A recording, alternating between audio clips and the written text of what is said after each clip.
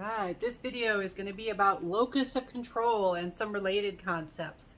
Now, I introduced this idea in a previous video when I was talking about attributions, and the idea that we had internal or external attributions. Our explanations for other people's behavior can either focus on qualities of the person or qualities of their situation. Well, locus of control has to do with where you think control is in the world. And locus pretty much means location. So locus of control means where is the location of control? Is it internal within the person, or is it external because of the situation or other people? And so if you have an internal locus of control, you believe you control your own fate, you control your own destiny. If you have an external locus of control, you believe things like luck or other people's sympathy for you or assistance or being fair and things like that, that those things determine what happens to you, your successes, your failures. And so we can give self-report measures, self-report surveys to people to try to get an indication of whether they lean towards an internal or an external locus of control. And we have linked locus of control to a variety of factors. I previously mentioned my own work with predicting people believing in misbeliefs about miscarriage. Even that has been linked to locus of control. I have also looked at locus of control in academic work. Academic entitlement, it's sort of a sense that you are entitled to grades whether you do the work or not. It's sort of a problematic thinking style that some college students and other students can exhibit. And those with a more external locus of control exhibit higher academic entitlement. Right? And so these have been linked to a variety of things.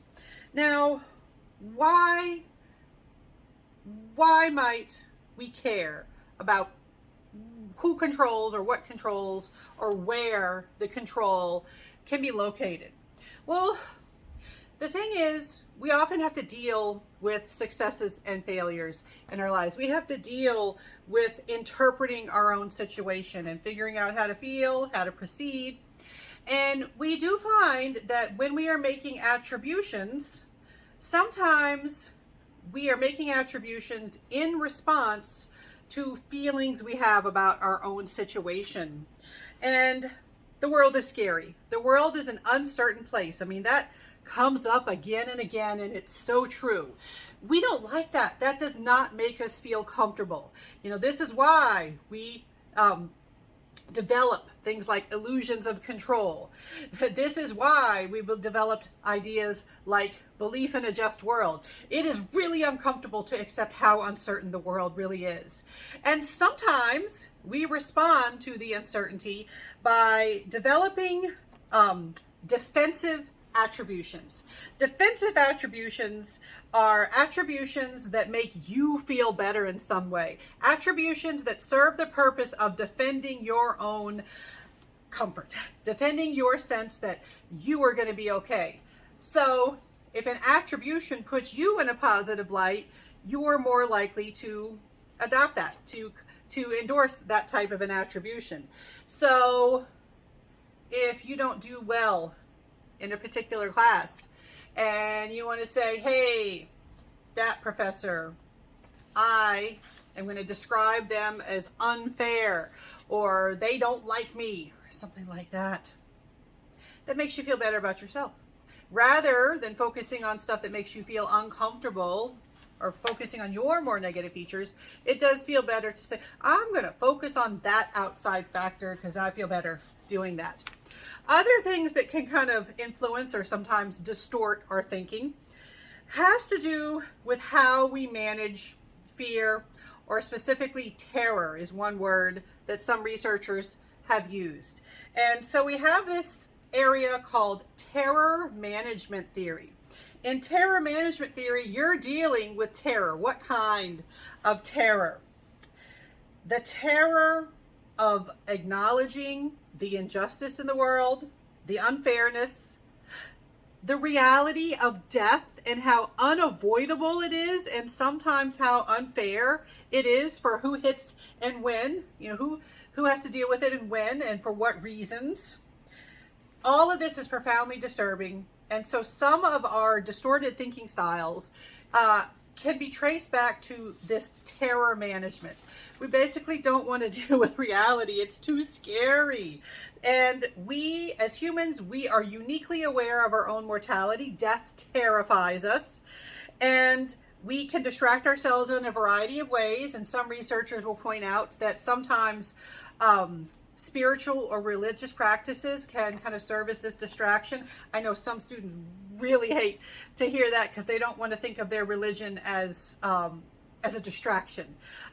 But if you think about it, you can see how those sorts of endeavors, they could serve as a distraction from just sitting around going, man, we're going to die someday. That would not be a pleasant existence. Who wants to live in an existence where you're constantly just waiting around for your existence to stop? Nobody wants to do that. And so, got a hair there. All right, so we develop worldviews, just beliefs about the world. We develop worldviews, and these are beliefs that help us feel comforted, and help us feel meaningful. They serve that purpose. We also operate due to this thing called mortality salience. Salience means that something is like obvious to you, like a salient feature of an ad. It means the thing that jumps out that you notice. Salient, right? Salient means like obvious, attention grabbing. Mortality salience has to do with the fact that mortality, that gets our attention when it gets brought up. Death is vivid. It's particularly vivid. It's a particularly terrifying, particularly vivid. It's something that'll get you thinking if it is brought up in a topic of conversation. And so some individuals see death as particularly vivid, and those individuals, the individuals that are most reluctant to deal with the reality of death, that are most terrified and most avoidant of the topic of death, they are particularly likely to exhibit the reality distortions that we've talked about previously, like victim blaming and belief in a just world. Those behaviors can be explained by simply not wanting to deal with the reality of the terrifying existence that we have to deal with as human beings. All right, that'll get you thinking for a while, huh?